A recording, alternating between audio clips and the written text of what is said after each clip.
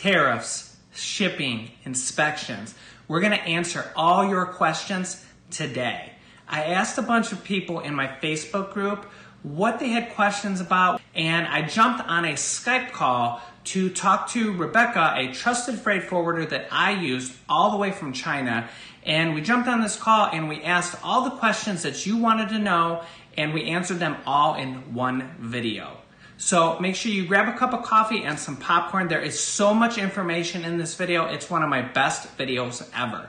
The first section is about tariffs. The second section is about shipping. And the third section is about inspections. And the fourth and bonus section right after that is about the most common problems and mistakes that people make. So make sure you watch this entire video. It's one of the best I've ever done. Let's jump right into it. All right, everybody. I'm here with Rebecca Pan from FBA Achiever. And say hi, Rebecca. Hi, everyone. Thank you, Jimmy, for arranging this. I'm excited. Yep. How are you doing today? You're over in China, right? Yes, I'm in China. Now it's 11:45 in the morning. And it's 11:45 p.m. here, so we're exactly 12-hour difference. Yeah, so, yeah, I'll be going to bed soon, and you're just waking up. So, I wanted to ask you a bunch of questions. I also asked my Facebook users in our Facebook group a bunch of questions on what they wanted to know about tariffs, shipping, inspections, all that good stuff. So we're going to go over some of their questions and some questions I have. I know you've been handling my shipping for probably like a year or more now. So, and everything's going great. And I know that you're doing the shipping for a bunch of people in our Facebook group also, and everything's going great there. So, yeah. So let's start with tariffs. Okay. So what are tariffs? So tariff is basically like tax. It's like the when you ship something to the U.S. and the U.S. custom will collect. It's also a way to protect the domestic industry, and it's a way for the custom to collect like revenue. So every entry to the U.S. will have like the tax. So you can basically say that tariff is a tax like for the import. Okay, so when President Trump says that he's making these new tariffs, and let's just say there's a 25% tariff or a tax on a product that we're shipping to the U.S., who collects that money? Like it's U.S. Custom. U.S. Custom collects the money. So we ship the goods for you, and then when they pass the U.S. Custom, and they will be, we need to submit a document and tell them the value of the goods and the HS code, which decide the tax rate. So the custom will charge the tax. Okay, so let me see if I get this right. So you are, as the freight forwarder, you're collecting the tariff or the tax from the shipper, which would be me, and then you're going to give that to the U.S. Customs when it gets imported at the customs inspection or something like that. Yes, exactly. So if you don't pay for the tax, the custom won't let you go. Okay. Well, that's interesting. You don't want to run into that. Okay, so I know we're getting a little bit deep there. I wanted to start with some easy questions, but I'm going to probably have a lot of questions as we go. So first question is Janice from our Students Only Facebook group. She's a member of my course. Asked this question: how is China versus the U.S. trade war going to affect Amazon sellers like you and me? Okay. So basically, I think the biggest impact will be like the cost of the product will be more. So because of the added tax, like let's say the original tax is 5%, now Trump has added to like extra 25%. So it makes the product 30% of tax. So if your shipment is 1,000, you have to pay like 300 for the tax. So that's the major impact. It's like the cost of your order will go up. So okay. And that 30% or that 25%, that's based on what you paid for the goods. So when you pay your manufacturer, let's just say you paid your manufacturer $2,000 for whatever you're making. Let's just say it's an iPhone case. So you're going to pay 30% on that $2,000 that you paid for the goods. Is that correct? Yes, that's the product cost. It's not the selling it's not the selling price on Amazon. So it's basically the purchase price from your manufacturer. Okay. See, the thing that I find very interesting about these tariffs, and without going too political, these tariffs are affecting us, the U.S. sellers, because when I import something, I'm paying the tax. And then when I pay the tax, that means that my cost of goods is higher. So what I really need to do is I need to raise the price of my product. And what I'm starting to see is that in the categories where products are getting these high taxes or these high tariffs, that the prices are starting to go up. So the U.S. consumer, millions and millions of people, when they buy stuff on Amazon or they buy stuff at Walmart or wherever they're buying stuff, they're now paying more for that item. So I, the businessman, the entrepreneur, am spending more money, and that the U.S. consumer is spending more money when they go to buy all these things. And I think that Trump is trying to hurt China, not hurt the U.S., but it seems like it's hurting us more than it's hurting anybody in China. Yes, exactly. I think he sees it in the longer term. Like, buying from China is so expensive, so let's buy these things from the U.S., made in U.S. I think maybe he sees it in the longer term. That's just my opinion. So, but for now, right. It's like you are really hurting the U.S. consumers who buys the products that come from China. So so one of the new things is Trump is now saying that there's going to be an additional raise. He's going to raise tariffs again, and who knows if it's just a negotiation tactic or not. But my hope is that all of this stuff is temporary, and that a year from now, when we're talking a year later, all these tariffs will be gone or back down to 5% or whatever like that. So hopefully these are temporary and we can all come to an agreement and do good business. So my next question is from Andy in our Facebook group, and he says, my manufacturer is in China right now. Should I find another manufacturer in another country? I mean, yes, you can do that, but I'm sure the options are more in China because, we have many factories and the supply chain is kind of more mature than other countries. But other countries can be an option if the tariff thing gets worse, because now it's not getting better because September 1st, there will be a new list coming. So I think that's an option for sellers to do that. But for the shipping part, it might be a little more complicated and more expensive, that's for sure. So from to US, because now we export goods every day to US. It's like we've been doing this. We get the price down, and this is a mature supply chain, so we can get the price down. But from other countries, either you can look for the local shipping company and who can do it at a better price. If you ask us to ship it from other country to the United States, maybe the cost will be a little higher than in China. Okay, so and probably the biggest question, and I saved it for last on tariffs, how can an Amazon seller figure out if their specific product or their product that they're thinking about selling has tariffs and how much the tariff is on that product? Okay, I think this is a very important part of when you choose a product. So I realize that many customers, they don't even know what is HS code. When it comes to the products are already in production, and They will be finished in like 2 weeks, and the customer normally will reach out to me and for a quote.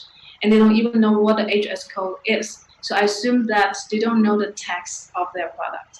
So I think when they calculate the product cost and the shipping, but they didn't take the tax into consideration, many customers found it very surprising to find out, oh, wow, the tax is really high, so it's out of my budget. So I think it's very important for sellers to check the HS code with the supplier. So the supplier will have the HS code. So the manufacturer has the HS code for the product. So they need to ask for that. Yes, for sure. So it's HS code is just like the ID and custom system. It's like a six or seven digit number or something like that, right? It's actually like let me see. Actually 10. Okay. But when you check it on that on the website, because the HS code normally Chinese supplier will offer you a Chinese HS code, but there is a US HS code. They're different, but the first 6 numbers are the same. So when you check, the first 6 number on the website, it will show you like it will give you like an idea how much what the tax rates are. So for that. Okay, so we're going to put a link down below in the description. You can go save this link, or you can check it after this video is over. Make sure you watch this entire video because we have a ton of information that we're going to be coming out with, and we're going to talk about shipping next. But when they put in their HS code into this website, it's actually a government website.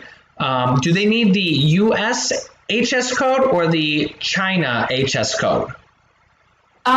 Okay, the China as HS code and the US HS code, they are a little different, but the first 6 numbers are the same.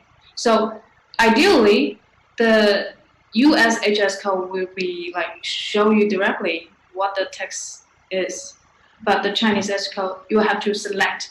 It can be based on the goods description. So under that category, it will be more like textile products. If it has embroidery, you can check that that line. Yeah, there is like a kind of wide range, but we can help you to check the HS code from the US side. So that will make I know with my products, I pretty much just ask you what is the tax, and you look it up for me because you're awesome. When I told my Facebook group I was going to be doing an interview, a couple of them guessed it was going to be you, and they were so excited that it was you because some of them have used you, and they said talking with you has just been a great experience.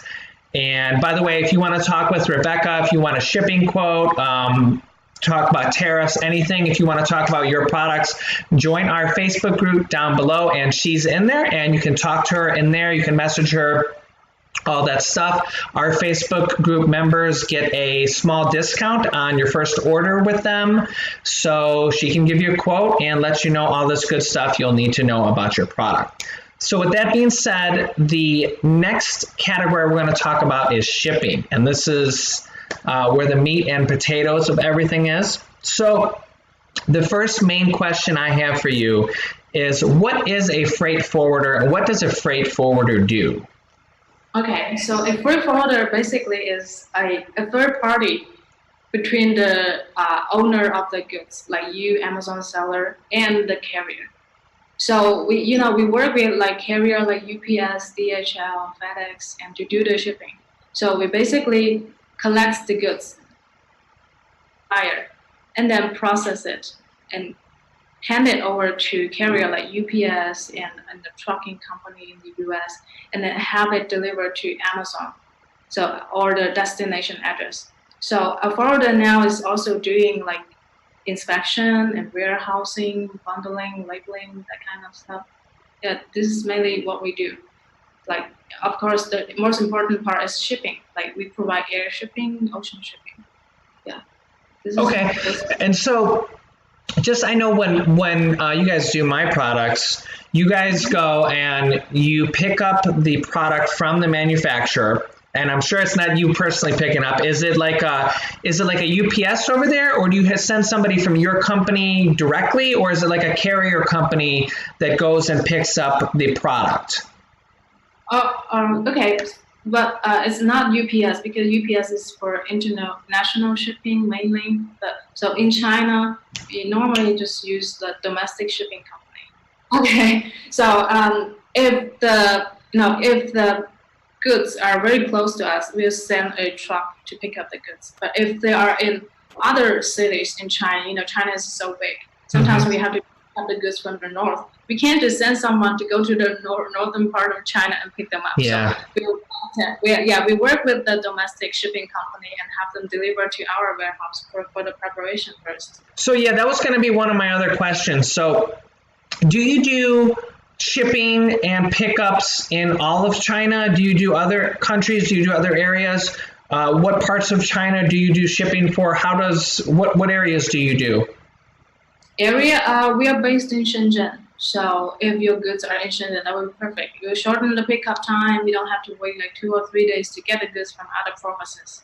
So basically, for the air shipping, we mainly process it in Shenzhen. So for ocean shipping, we have like port in Shanghai and Ningbo. Many suppliers are in Ningbo. So we have in Zhejiang province, Ningbo is a city. So we can ship from Shanghai port and Ningbo port, also in Shenzhen port. Okay. So there are ports in So if they're made in other parts of China, do you still do the shipping for that? Like you can still ship it to the U.S. for us? You mean made from other countries?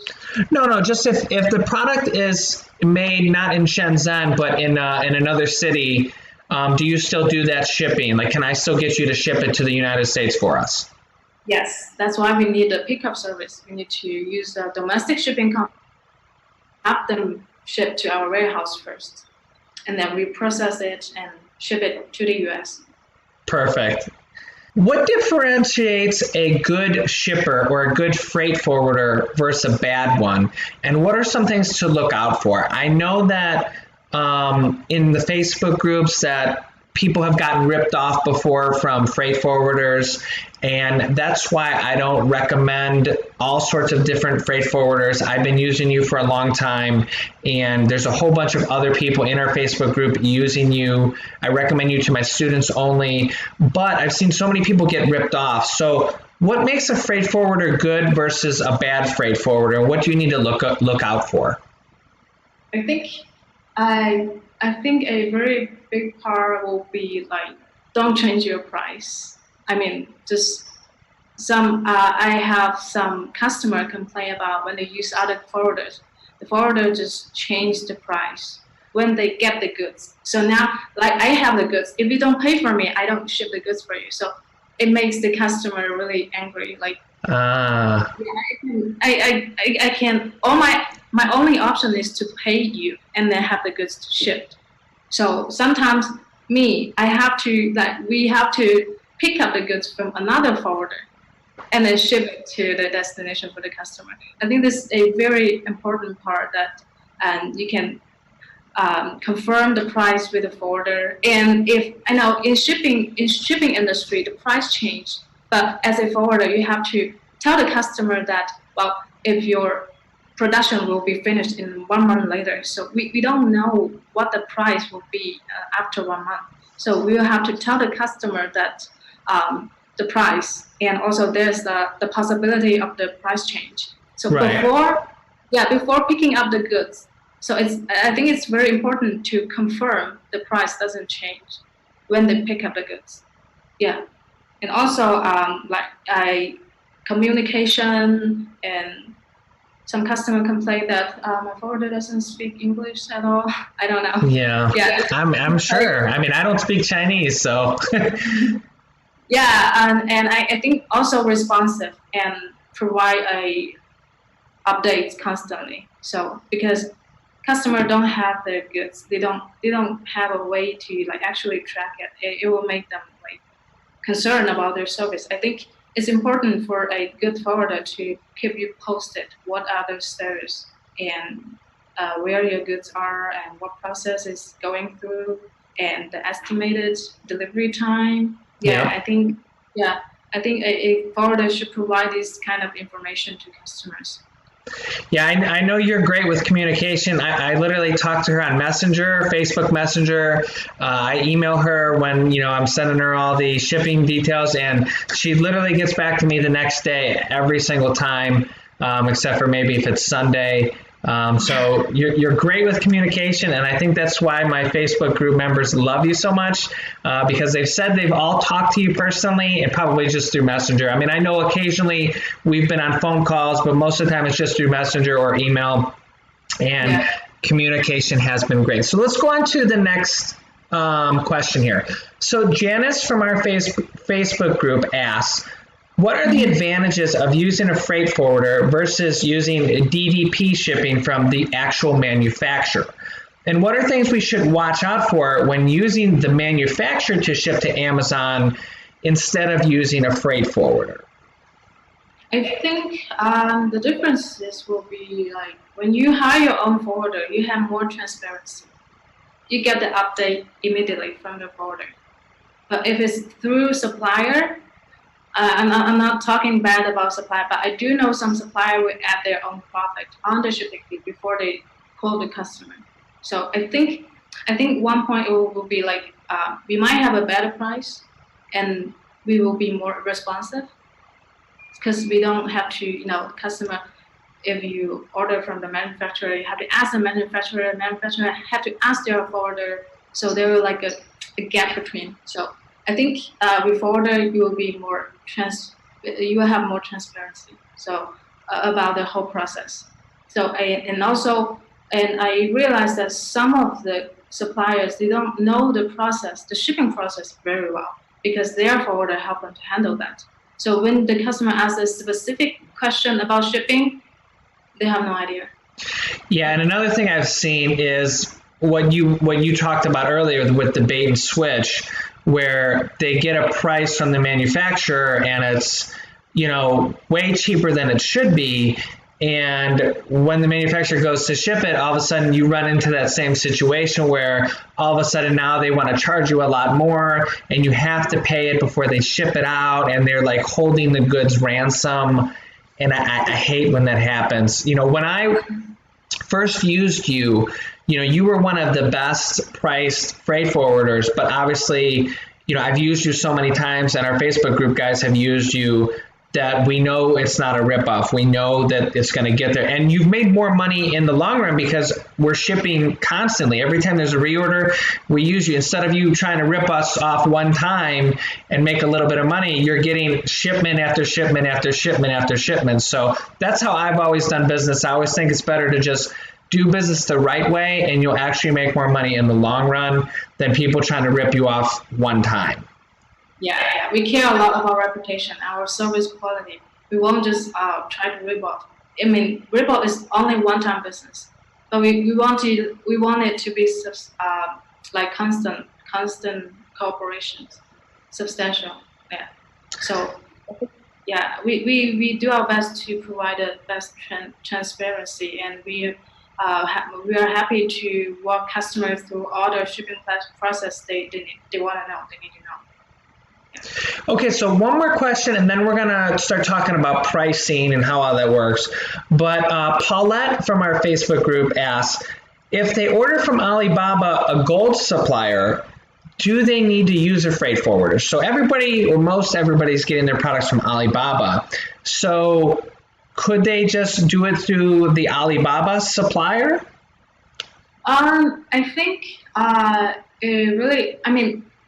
Alibaba Gold Supplier, I think the reason they have like a gold medal is because the product is good and things like that. I think you have to pay a fee to do it. Like they're like a sponsored listing, kind of.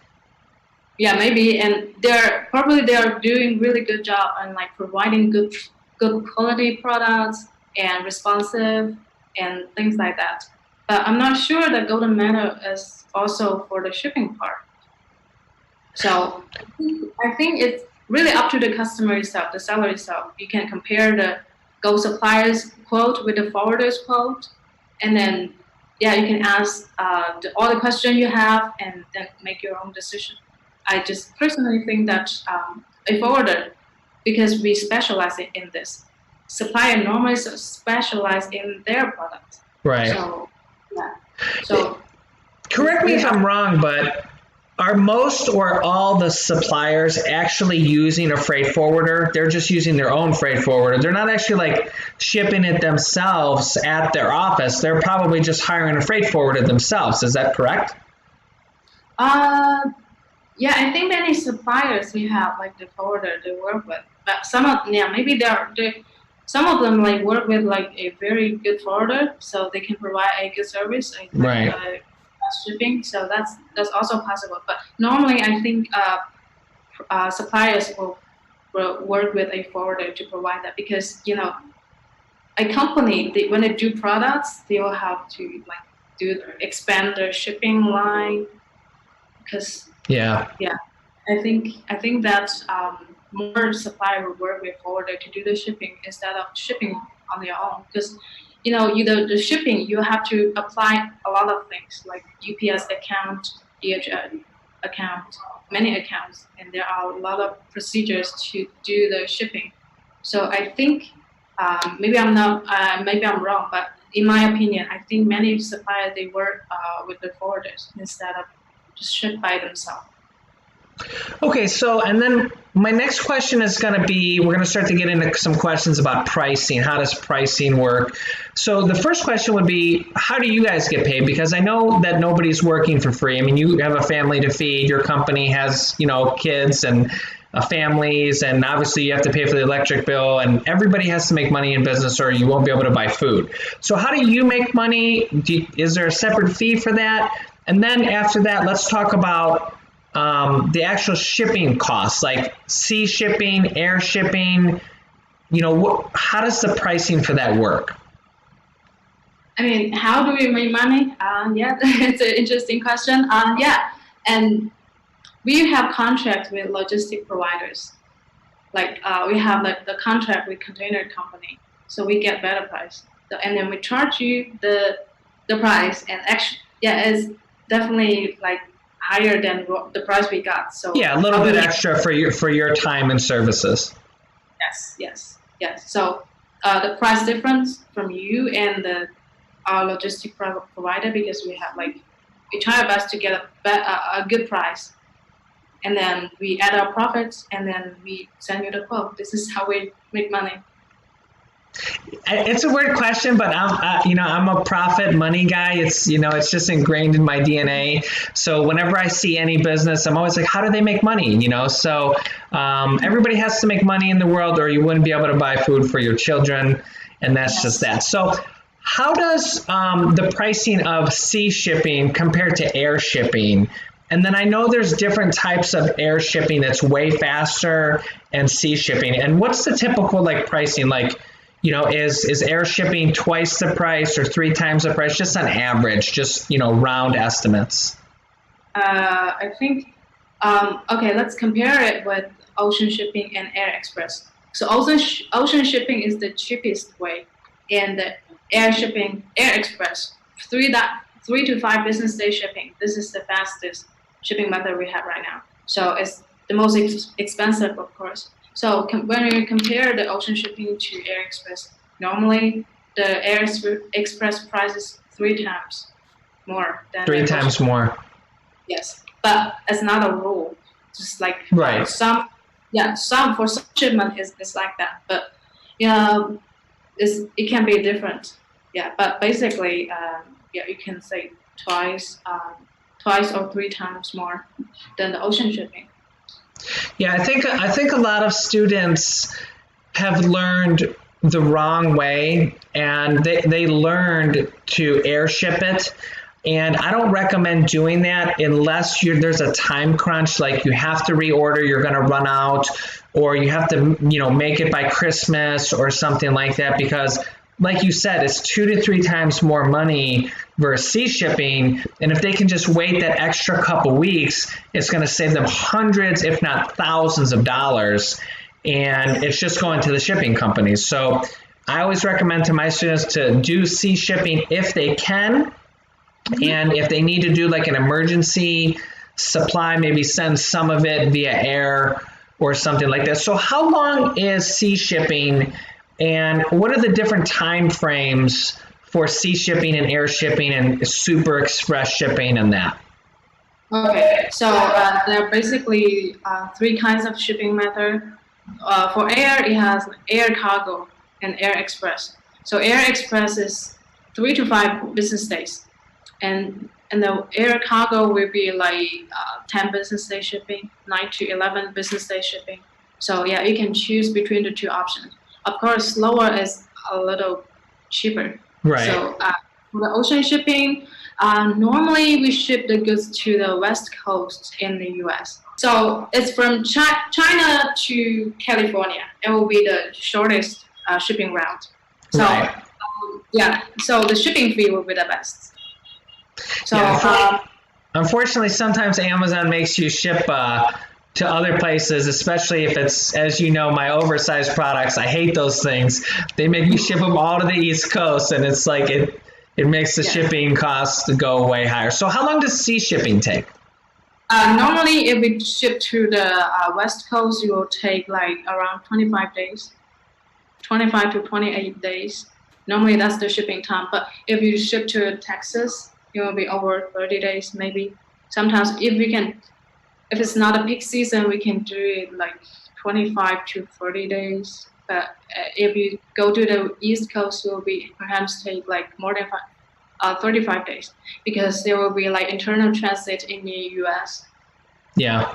If you can, to all my students, if you can wait that extra couple weeks, do it, because you're just going to have extra money in your pocket that would just be completely just blown out the window if you do air shipping. Exactly. So, there's one point I would like to mention is like some customer, they only have like 4 cartons of goods. It's I wouldn't suggest to ship by ocean, because the minimum for the ocean shipping is 2 CBM, and when they have 4 cartons, sometimes the CBM is less than 1, so you have to pay for 2 CBM's price for that ocean shipping. Okay. So when it comes to a smaller volume of goods, I would suggest like air shipping. Like if it's urgent, of course I recommend air express, but it can wait a little bit. I would suggest air cargo for cheaper price. Okay, yeah, I've never ran into that because I always ship more. I'm not shipping like 50 units, but I guess if you have really small products, then that can happen too, like iPhone cases or something. Don't sell iPhone cases, by the way; they're way too competitive to make any money. Yeah, because some sellers start small, so they order small quantity to test the market first, and then they go big. Okay, so the next question here is, how long does it take to go through customs, and what happens if there's an issue with the customs? Does the freight forwarder handle that? I know that we had an issue in customs with one of my shipments just in like the past month or so. But what happens with customs, and how does that work? Okay, so normally if the customer has the right to inspect the goods, so inspect the shipment. So normally the custom clearance will take 2 to 5 days. For ocean shipping, it takes a little longer because they have more goods. But for air express, normally it would just take 1 day if there is nothing wrong with your goods, because air express is really fast, and they check, because we ship it separately. So this is one shipment. So we declare it, and then it goes through the custom very fast. But when it comes to ocean shipping, it will take a little longer. So normally the time frame is like 3 to 5 days. You can finish the custom clearance. But if there's a custom inspection, they will take like usually a week or 2. Sometimes if something is wrong with it, custom will hold the goods and ask for the document they need. So if that happens, of course, we will keep the customer notified. We will let them know what is going on in the custom and the latest update. Yep, and that's exactly what you guys did. One of my reorders for one of my products got caught up in customs. But But honestly, by the time you notified me of it and I started to even think about it, it was only a few more days and it went through. So I think it's just a randomness. What do you think the odds are of getting caught in a customs check? Is it like 1 in 5 or 1 in 20 or 1 in 100? That really depends because, I think during Christmas time, like the peak season, the custom inspection happens more than usual. So the change is quite random. Sometimes the customer will check 2 containers in a row. Sometimes they just let it go. We can't really predict that but custom inspection always happens. I mean, if you do the ocean shipping, you should be prepared that it's possible to be inspected. So if you shipped out 100 different products this week, how many do you think would get caught up in the inspection process and delay it? Just on average, just an average. Okay, 100 shipments, maybe like 10. Okay. Yeah. So about 10%. Okay, that's cool. Again, I'm a numbers guy. I'm always thinking numbers. That's how I roll. That's very good. I respect that. So how does the product, so let's just say we shipped it and it got to California and it's there at the port.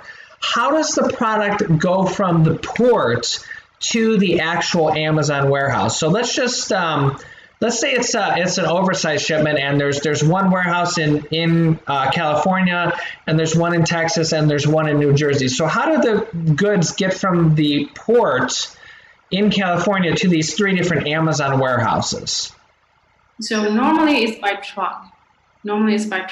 But if you do, we do have a shipping method called Ocean plus UPS. So after the goods are unloaded from the port, are discharged, and we will use UPS to ship the goods to the destination.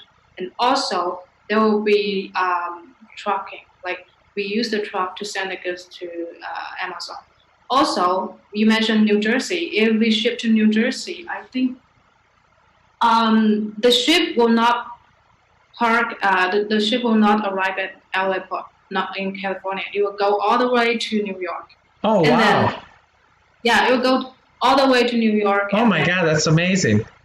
Yeah, and then so that's why it takes longer. Oh, I'm sure it does. I'm sure. Yes.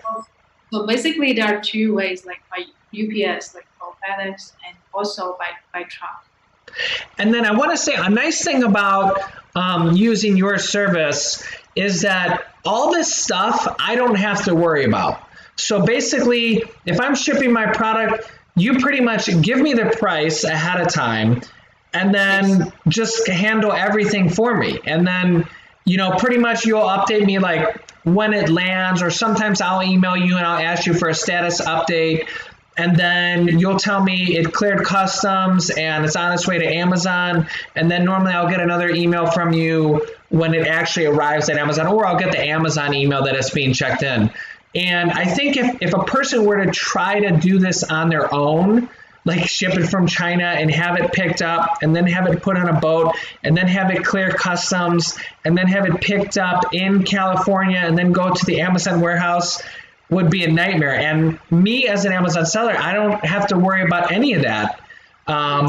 You guys just do all that stuff. So basically, I pay you for the shipping, and then 30 days later, it arrives at Amazon warehouse, or 35 days or whatever, however long it happens to take.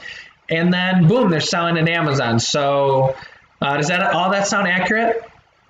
Yeah, and also the custom clearance, and when we pick up the goods, if something wrong with the cartons and the labels, we will notify you. So we will also check that. Yeah, basically you summarized it pretty well.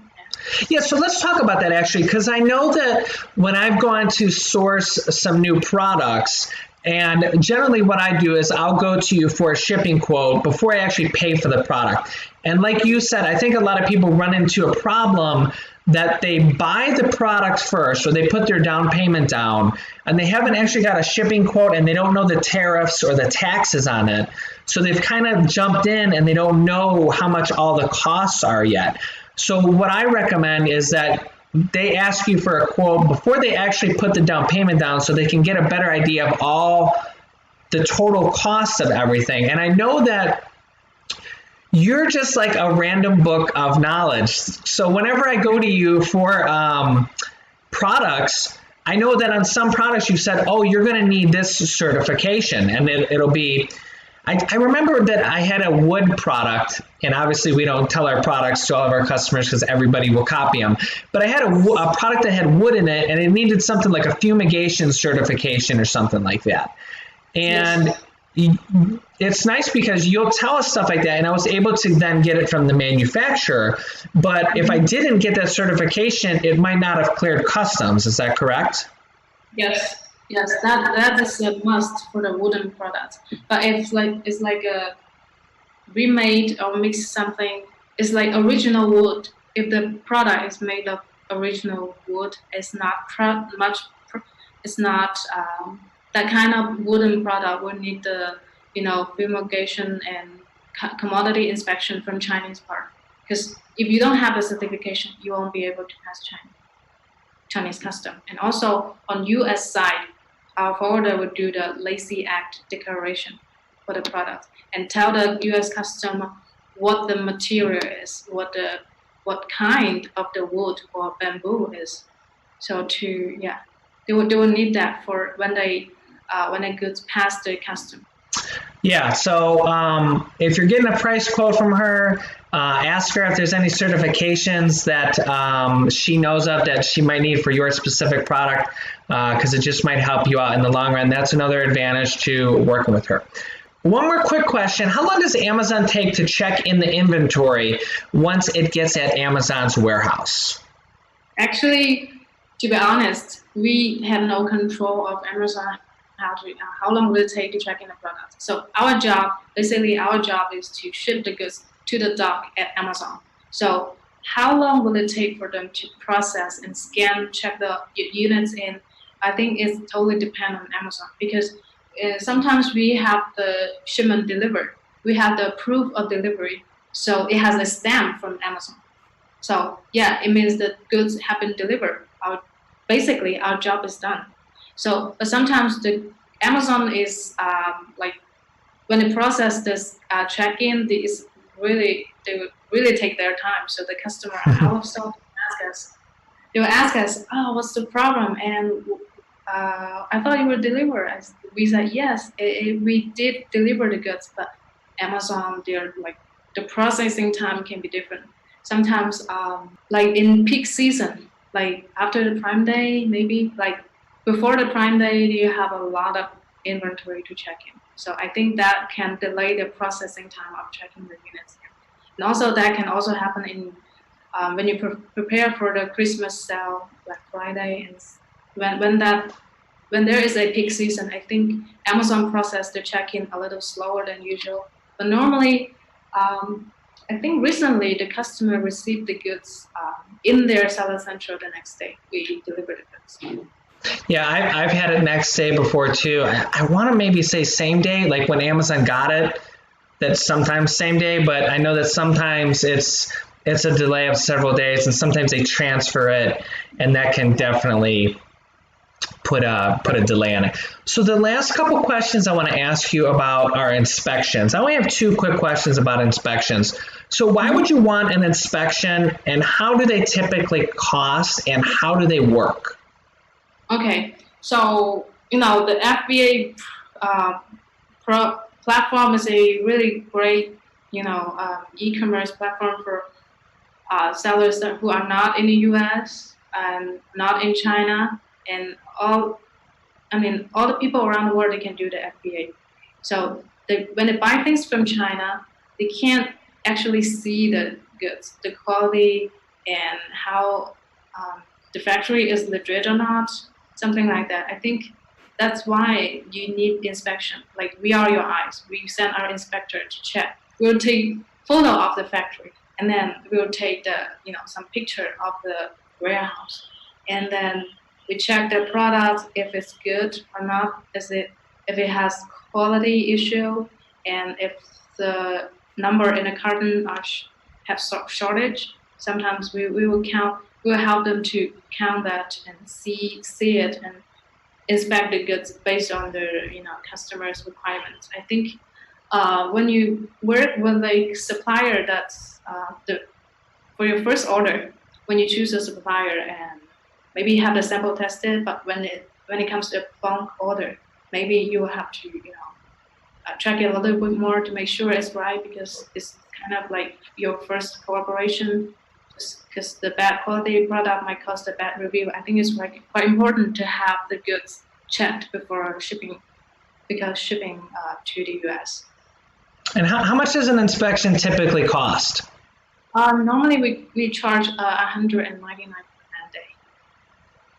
Okay, so $199 covers a whole day for the inspector. And how many units, or how many, I guess that's the only word I can use, how many units can they typically inspect in a day? I know that varies based on the product, but what's a round number? All right. If it's not too complicated, normally you can inspect like 200 products in a Monday. If it's not complicated, I mean, some customer, they have like a set.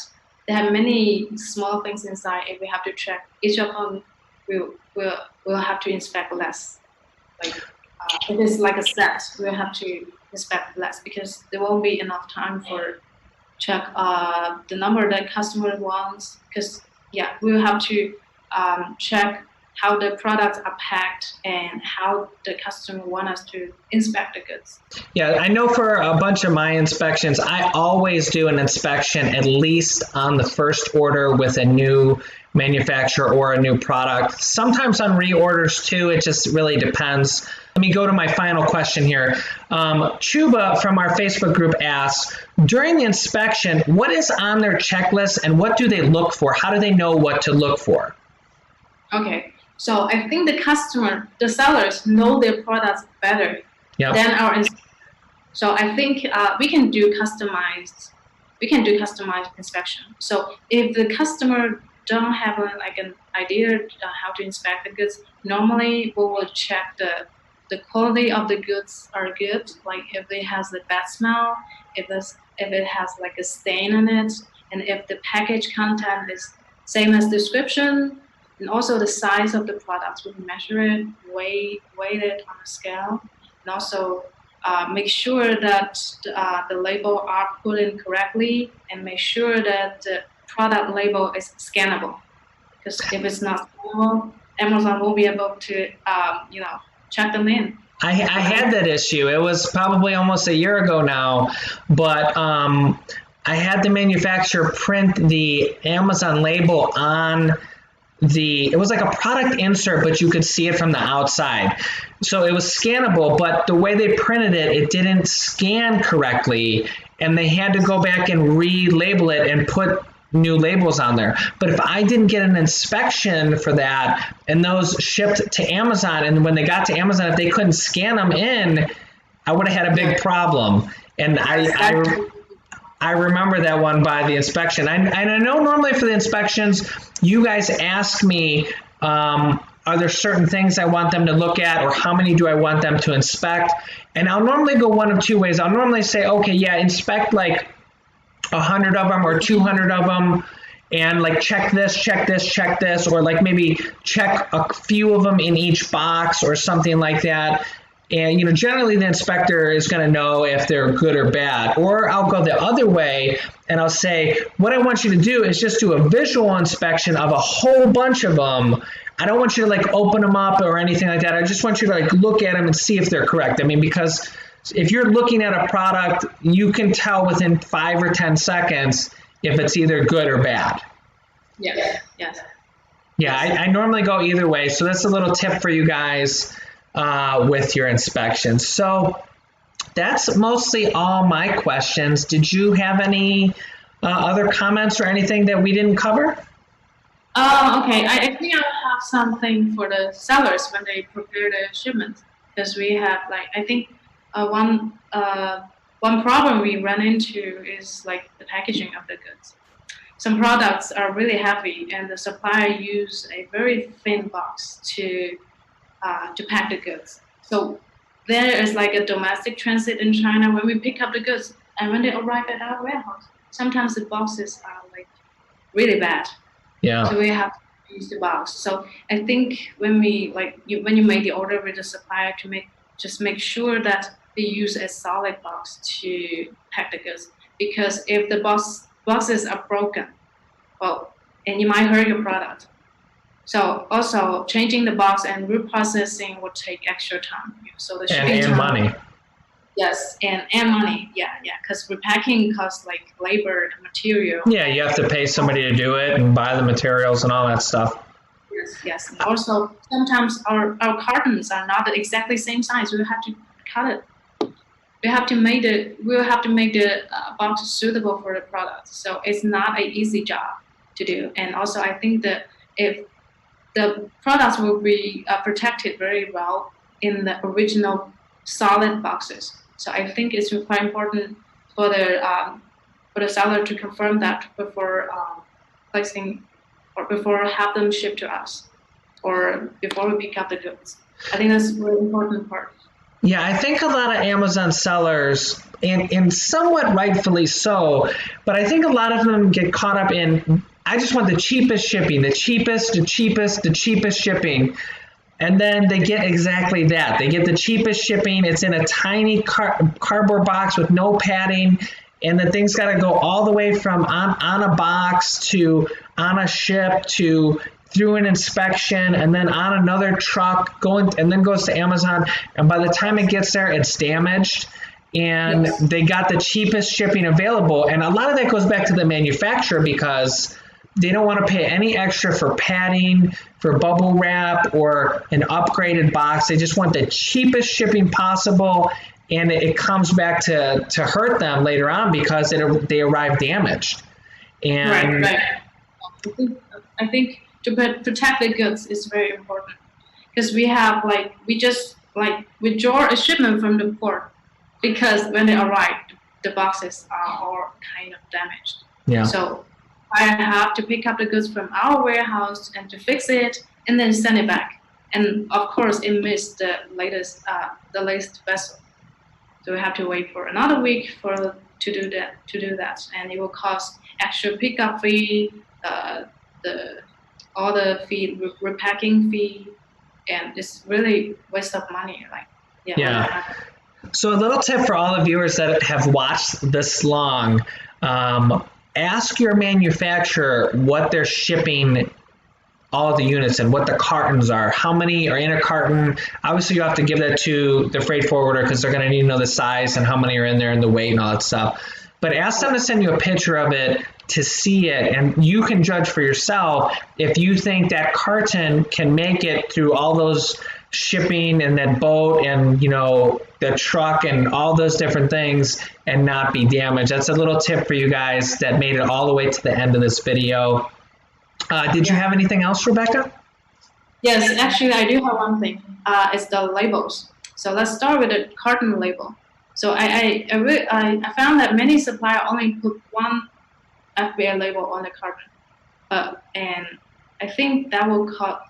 There will be like a lot of transit. In the transit, the labels can be like scratched or damaged during transit. I think it's safer to put two FBA label on a carton and cover it with a tape. The transparent one. Cover it with a tape, so it's kind of waterproof a little. Yeah, and also it avoids the scratch during the shipping. So I think that will be safer because if you only have one label and it got scratched during the transit, Amazon will be able to check it in, or it will be more complicated for them to check in. Yeah. And also, that's a really good tip, by the way. So everybody that made it this long into the video, those are tips that can make or break your business because if it arrives at Amazon without an FBA label, you're looking into either losing the product or a serious delay. So I always say to all my students that knowledge is power. The more you learn, the better your chances of success. And just watching this video, I'm sure you guys have learned so much. But you had one more thing. Go ahead. Yeah, and also the label of the product, FN SKU. So many customers don't realize the importance of putting the made in China mark on the product, because some of my customers have like the concern that if we tell the customer the goods are not gonna sell well because they know that the goods are made in China, kind of, yeah, that is. I think made in China. I mean, the products from China now, I think it's improving, but yeah, everything's made in China. Yes, it is. You have like a kind of bad reputation in the past, but I'm sure it's improving, and now that's the customer requirement. So we will have to obey that. So we don't need another label, made in China label, to put on the product. You can just make it made in China under the barcode of the product. So your supplier can only need to label it once. So it won't be like 2 labels in the packaging. So that will cost extra labor. So I think you can put made in China under the FN SKU, and then have a label on the product. So every product should have the made in China, and also the outer carton should have the made in China label as well. So that will be a must. We don't want any trouble from the customer. So let's obey the customer's rules. Yeah, and by the way, that's not just like her suggestion. It's actually a law that it has to have the import country of where it was made, no matter what country it is. And if you don't have made in China on every single product and the carton, your goods can get completely denied at customs, and they'll just send it back to China, right? I mean, sending back to China costs a lot more than shipping it to the U.S. So, and then either some customer will have to abandon the goods. The entry will be that's possible. That doesn't happen very often, but it's right. possible. Yeah, I'm sure. Yeah, so that will be my tips for now. I'm sure there will be more, because I can't think of any at the moment. But if I have like some more tips, I'll be happy to share with you. Yeah, so if you guys have any questions, ask them down in the comments. Maybe we'll do this again, and your questions we can get you answered, or we'll do it in a next upcoming video. If you're new to the channel, make sure you subscribe and join our Facebook group. You can talk to Rebecca in there. She's helping our current students. Our Facebook group's free to join, and she can get you quotes. You can talk with her, figure out your tariffs code. I'm going to put that link down below in the description for the tariff code. You can find out the tariff on your product. And I think that's it for this video. And we will see you guys in the next one.